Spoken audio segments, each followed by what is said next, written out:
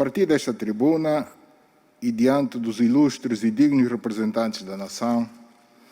saúdo o povo angolano e todas as autoridades aqui presentes. Pelo 4º ano consecutivo, tenho a honra de dar cumprimento ao disposto no artigo 118 da Constituição da República de Angola, que me concede o direito e o privilégio especial de proferir perante esta augusta Assembleia uma mensagem sobre o Estado da Nação. Encontram-se presentes neste ato solene membros dos 3 órgãos de soberania e que representam o Estado angolano neste importante evento que assinala o arranque da última sessão legislativa da 4ª legislatura da Assembleia Nacional, o que demonstra de forma inequívoca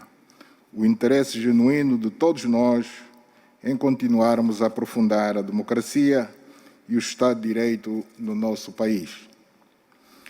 Enquanto servidores públicos, constitui nosso principal foco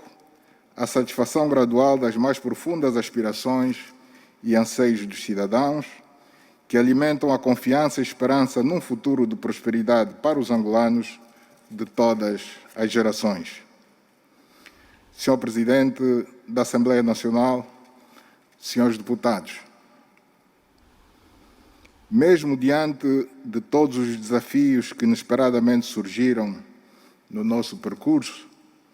como é o caso da pandemia da Covid-19, que abalou profundamente o mundo e, para o caso de Angola, aprofundou de forma muito severa os efeitos da crise econômica e financeira que enfrentávamos desde o ano 2014, o Executivo continua a trabalhar com foco e empenho para promover a boa governação e a defesa do rigor e da transparência dos atos públicos, a lutar contra a corrupção e a impunidade, a promover a estabilidade macroeconômica e a diversificação da economia, bem como a promover o resgate dos valores de cidadania e moralização da nossa sociedade. Estamos a trabalhar para aprofundar a democracia e o Estado de Direito em Angola e a estabelecer as bases para a existência no nosso país de uma economia de mercado dinâmica, eficiente e inclusiva, como pilares para a prosperidade e o bem-estar do povo angolano. A pandemia da Covid-19 converteu-se numa situação de emergência internacional, com um forte impacto na saúde das pessoas e no funcionamento das economias e das finanças de todo o mundo. A resposta do Executivo a esta terrível pandemia foi rápida e assertiva, desde o seu início, tendo sido tomadas as medidas apropriadas de contenção de forma precoce, que se consubstanciaram na declaração do estado de emergência, no estabelecimento de uma quarentena às pessoas que entravam no nosso país, o rastreio de contactos, a restrição da mobilidade das pessoas e o estabelecimento de cercas sanitárias e medidas de proteção individual para minimizar a propagação da doença. Foram criadas equipas de resposta rápida em todas as províncias do país e foi aumentada a capacidade instalada no sistema hospitalar para diagnosticar, internar e tratar a Covid-19 e outras doenças. Aumentou-se em 5 vezes mais o número de camas hospitalares e as de cuidados intensivos relativamente às existentes no período anterior à pandemia. A capacidade laboratorial de confirmação de casos foi reforçada com a montagem de laboratórios de biologia molecular e serologia nas províncias de Luanda, da Lunda Norte, Huambo, Uís, Cabinda, Zaire e Benguela, aumentando a testagem para uma capacidade de até 15.000 testes diários. Apesar de todos os esforços para a contenção da pandemia e com resultados positivos já demonstrados, na sequência do incumprimento das medidas de proteção individual e coletiva por alguns dos nossos cidadãos, estamos a viver um momento bastante difícil e desafiante, com o aumento exponencial do número de infecções e óbitos no nosso seio, situação esta agravada com a circulação comunitária das variantes alfa, beta e delta. Desde o surgimento dos primeiros casos no nosso país, em fevereiro de 2020, registramos até hoje 62.143 casos positivos, dos quais 50.191 foram recuperados, mas infelizmente temos a lamentar 1.650 óbitos até o dia 13 de outubro corrente, portanto, há cerca de 48 horas. Medidas estão a ser tomadas para fazer face a esta situação, mas não há quaisquer dúvidas de que a arma mais poderosa para o combate contra a Covid-19 é a vacinação. No dia 2 de março do ano em curso, iniciamos o processo de vacinação, sendo por enquanto elegíveis para o mesmo as pessoas com idade ou superior aos 18 anos. Foram vacinadas até o dia 13 do corrente mês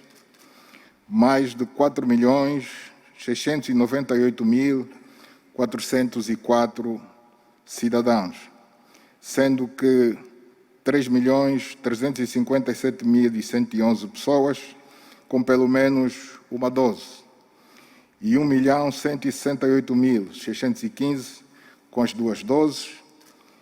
e 172.678 com a vacina de dose única. Temos vindo a aumentar todos os dias o número de postos de vacinação e de equipas avançadas a nível nacional, tendo alcançado nos últimos dias o número recorde de 190.944 vacinados num só dia no país. Estamos a trabalhar arduamente para cumprir a meta de até dezembro do corrente ano vacinar 60% das pessoas elegíveis. Senhor Presidente da Assembleia Nacional, senhores deputados, a pandemia da Covid-19 teve também efeitos severos nas nossas finanças públicas e no desempenho global da nossa economia. As reformas políticas e econômicas que o país tem estado a desenvolver nos últimos anos foram cruciais para que pudéssemos enfrentar de modo positivo os choques causados pela pandemia da Covid-19, numa altura em que o Executivo tinha importantes compromissos para concretizar, sobretudo no que respeita à retoma do crescimento econômico, ao aumento dos níveis do emprego, ao aumento dos rendimentos dos angolanos e à diminuição da fome e da pobreza no nosso país. Em 2020, trouxemos a esta magna Casa das Leis uma proposta de revisão orçamental e a Assembleia Nacional esteve conosco na busca do necessário ajuste orçamental que aquele ano exigiu. O Orçamento Geral do Estado foi revisto de 15,97 bilhões de kwanzas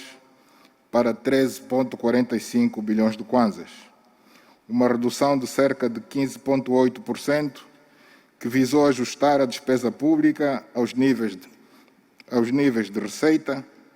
num contexto em que o preço do barril do petróleo era dos mais baixos dos últimos anos. Nessa altura, as nossas contas fiscais registraram um déficit de cerca de 1% do PIB, inferior ao déficit de 4% do PIB que o Orçamento Geral do Estado de 2020 revisto previa, o que significa que o desempenho fiscal foi melhor do que o esperado. Para isso, terão contribuído os ganhos obtidos com o alargamento da base tributária e com a modernização do processo de cobrança de impostos, visto que a receita não petrolífera registrou um aumento de cerca de 30% face ao que estava previsto no Orçamento Geral do Estado revisto 2020. Como sabemos, tanto em 2018 como em 2019, a economia angolana evidenciou saldos orçamentais positivos, fruto das medidas de estabilização macroeconômica que estão a ser implementadas desde os finais de 2017. O resultado fiscal deficitário em 2020, ano da pandemia, veio interromper a tendência de observância de saldos orçamentais positivos que se estava a verificar. À medida que o processo de vacinação contra a Covid-19 avança, o mundo vai vivendo um ambiente de maior abertura das suas economias, o que se tem refletido nas perspectivas do crescimento econômico mundial e na melhoria do preço do petróleo no mercado internacional. Com a evolução do preço do petróleo no mercado internacional, as projeções fiscais atualizadas apontam para um aumento da receita na ordem dos 26%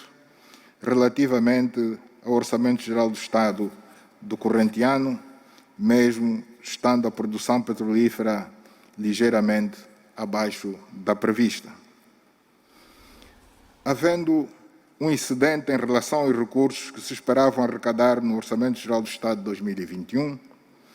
o Executivo perspectiva utilizar este excedente para reforçar a posição da Conta Única do Tesouro mediante a constituição de reservas mínimas de tesouraria, garantir um reforço orçamental para a execução de projetos do Programa de Investimentos Públicos, enquadrados no OGE 2021, mas que não têm fonte de financiamento garantida, aumentar o quadro de pessoal nos setores da saúde e da educação e proceder ao pagamento de dívida atrasada de anos anteriores. No que se refere à dívida externa, foram dados passos importantes em 2020 no sentido do reperfilamento da dívida de Angola, de modo a torná-la sustentável e criar maior espaço de tesouraria para se fazer face às grandes necessidades do país nos vários domínios do seu desenvolvimento. Angola aderiu à iniciativa de suspensão do serviço da dívida proposta pelo G20 e negociou com seus principais credores termos favoráveis para o serviço da dívida remanescente, tendo-se logrado um adiamento do pagamento de parte do serviço da dívida até 2023. Vamos continuar a envidar todos os esforços para que a dívida do nosso país se mantenha numa trajetória sustentável, assegurando a continuidade de uma política orçamental prudente, de modo a diminuir as necessidades de endividamento do Tesouro Nacional, e vamos prosseguir as medidas de política econômica no sentido de sair da situação de recessão econômica e entrar para um cenário de retoma do crescimento econômico. A boa gestão da dívida pública, combinada com as demais reformas em curso no nosso país, tem chamado a atenção da comunidade internacional, com destaque para as agências internacionais de rating, em particular a Moody's, que reviu em alta a anotação de risco da dívida soberana de Angola, o que vem conferir maior credibilidade à economia nacional e abrir boas perspectivas para a atração de investimento direto estrangeiro no nosso país. No mesmo sentido, devem ser vistas as sistemáticas avaliações positivas do Fundo Monetário Internacional no que respeita à implementação do Programa de Financiamento Ampliado que estamos a desenvolver com esta instituição desde dezembro de 2018 e que terá o seu término em dezembro do corrente ano. A taxa de câmbio da moeda nacional foi flexibilizada e o mercado cambial tem funcionado normalmente e, de acordo com o Banco Nacional de Angola, já terá atingido o seu nível de equilíbrio. Os recursos em moeda externa, gerados principalmente nos negócios do setor petrolífero, estão cada vez mais a ser colocados ao serviço da economia, isto é, ao serviço de todos os agentes da economia que precisem dos mesmos. Foram corrigidas e eliminadas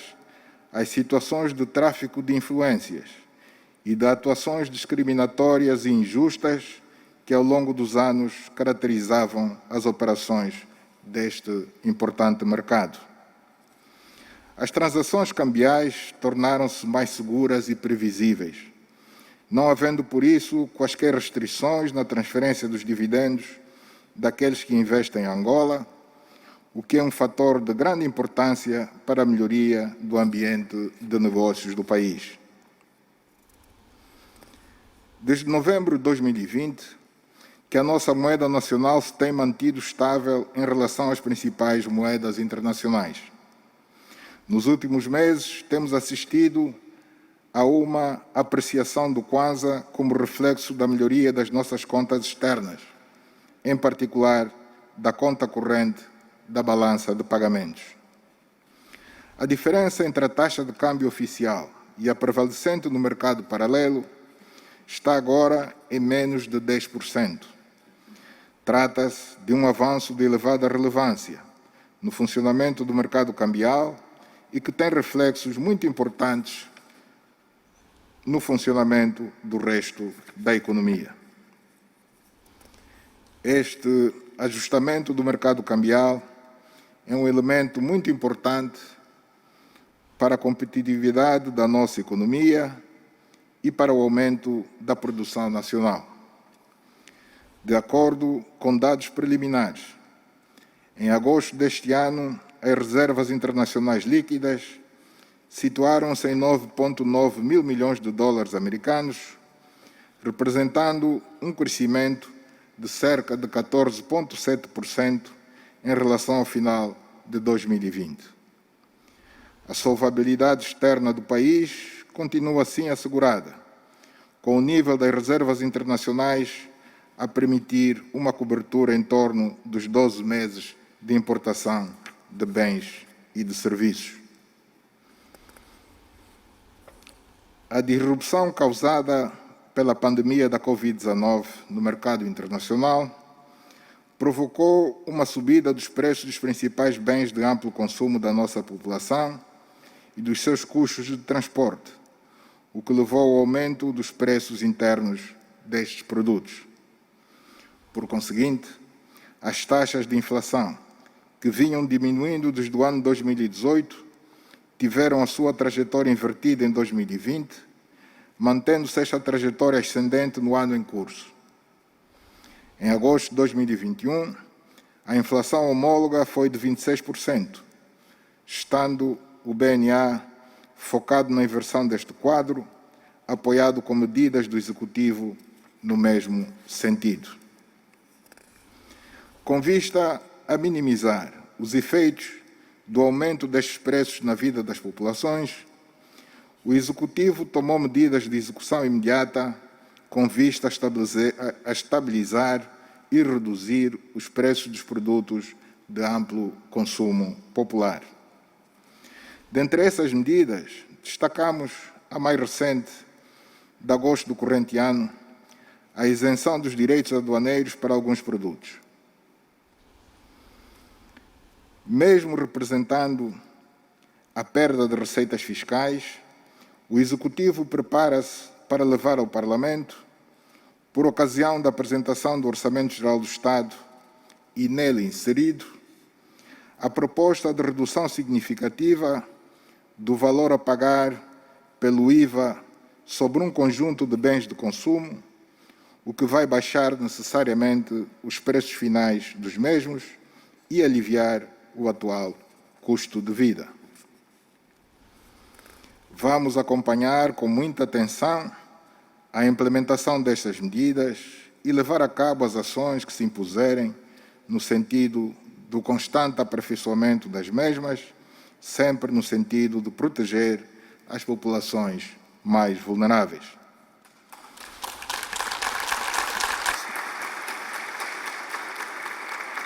Senhor Presidente da Assembleia Nacional, senhores deputados, Para que possamos ter uma sociedade mais aberta, mais transparente, mais eficiente, mais competitiva, mais inclusiva e com oportunidades iguais para todos os seus cidadãos, temos de continuar a combater a corrupção e a impunidade de modo consistente e persistente. Na Direção Nacional de Investigação e Ação Penal e nos demais órgãos da Procuradoria-Geral da República, junto dos órgãos da Polícia Criminal e junto dos tribunais, correm os seus termos 715 processos crime sobre peculato, corrupção ativa e passiva, branqueamento de capitais, recebimento indevido de vantagens, participação econômica em negócios, fraude fiscal e outros tipos de crimes econômico-financeiros. Muitos dos arguidos nesses processos já conheceram condenação em primeira instância, aguardando pelos recursos nos tribunais superiores, outros aguardam ainda por julgamento. No ano em curso, a atividade processual do Serviço Nacional de Recuperação de Ativos da Procuradoria-Geral da República teve como resultado a apreensão de dinheiro, bens móveis, bens imóveis e participações sociais em empresas num montante acima de 2.500 milhões de dólares americanos. Estes valores reportam-se a patrimônio e bens, tais como condomínios residenciais, fazendas agrícolas, empreendimentos turísticos, estabelecimentos comerciais, terrenos, postos de abastecimento de combustível, aeronaves, embarcações marítimas, viaturas e outros bens de luxo, bem como dinheiro em numerário. Fazendo recurso aos instrumentos de cooperação internacional em matéria penal e assistência jurídica mútua, foi possível concretizar a execução no estrangeiro de bens apreendidos em processos que tramitam nos órgãos da Procuradoria-Geral da República, no montante de cerca de 2.100 milhões de dólares americanos. Tratam-se de apreensões de imóveis, embarcações de recreio, participações sociais em empresas e dinheiro em contas bancárias em paraísos fiscais e não só. Tendo em conta os elevados prejuízos patrimoniais que o país sofreu como resultado da corrupção e impunidade que se instalou no nosso país, não restam dúvidas que o trabalho para a recuperação dos ativos desviados será árduo e terá de ser levado a cabo ao longo de muitos anos, pelo que a cooperação internacional jogará um papel fundamental, pois uma parte considerável dos ativos desviados foram constituídos como património no exterior do país. A este propósito, a Procuradoria-Geral da República, durante o corrente ano, remeteu 24 cartas rogatórias aos órgãos congêneres de vários países e recebeu 98 cartas rogatórias vindas de diferentes países que se encontram em tratamento. Reafirmamos assim que não há esconderijo seguro para os bens de pessoas que os adquiriram lesando profundamente o erário público. A Justiça angolana tudo fará para recuperar os recursos do Estado que tenham sido desviados, sejam quais forem as figuras singulares ou coletivas envolvidas.